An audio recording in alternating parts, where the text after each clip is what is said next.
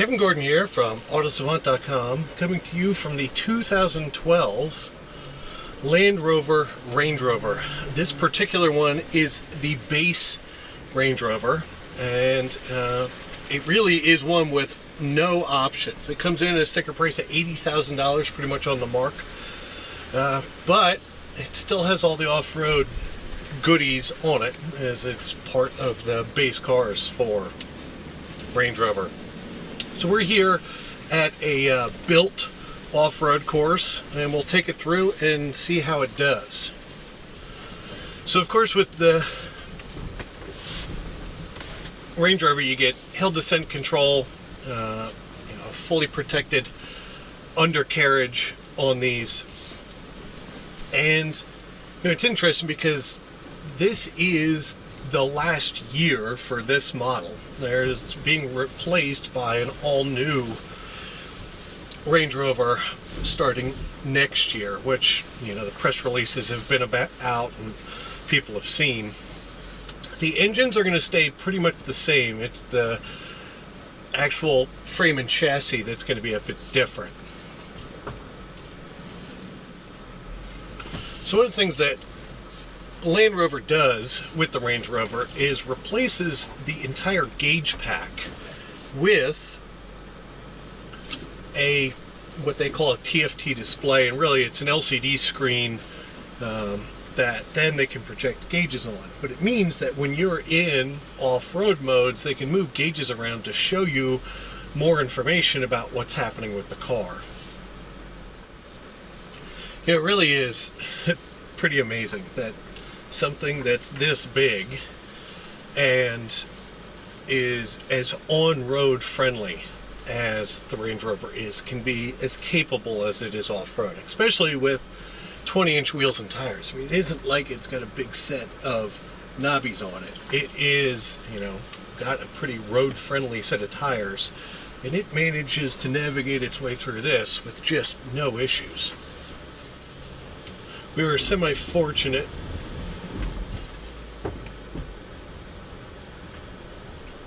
over the last couple days to have some rain, which does put those more all-season tires to the test. But again, the traction management systems that this has basically makes it so that if things start to spin, you're actually best getting off the gas pedal and letting the computer sort out what's happening underneath you.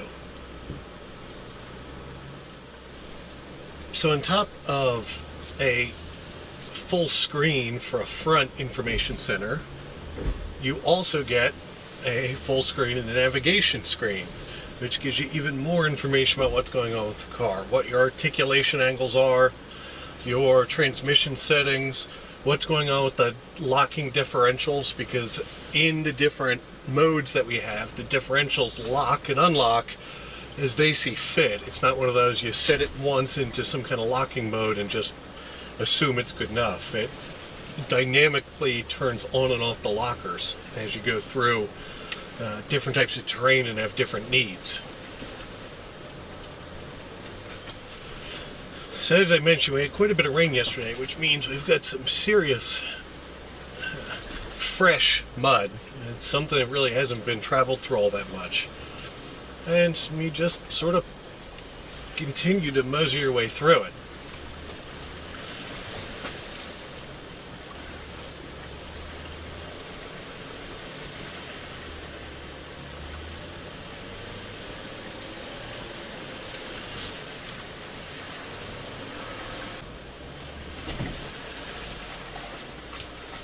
And plop ourselves into a nice hole here.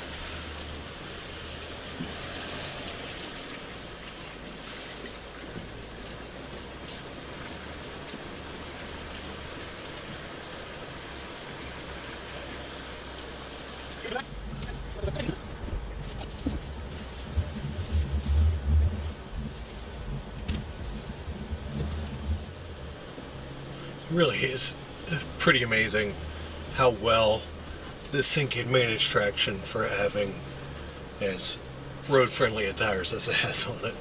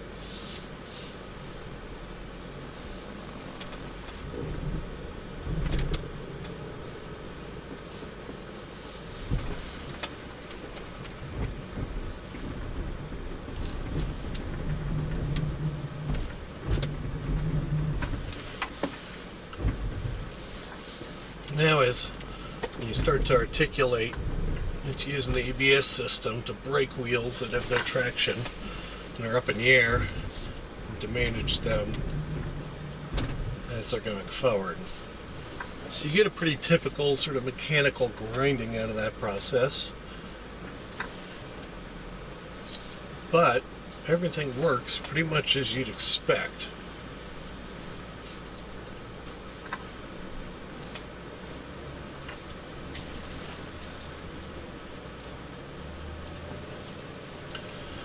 And now we come to the part that anybody who's really not sure what their car is capable of, it can start to make them very nervous. And that's a really big lean angle.